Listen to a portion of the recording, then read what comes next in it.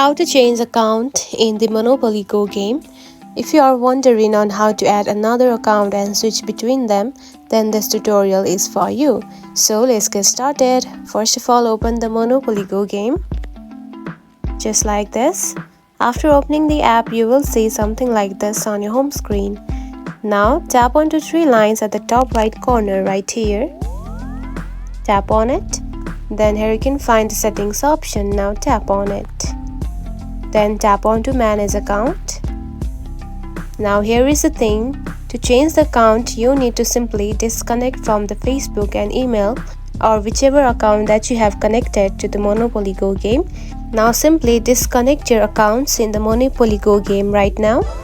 And after disconnecting it, you can simply add another account.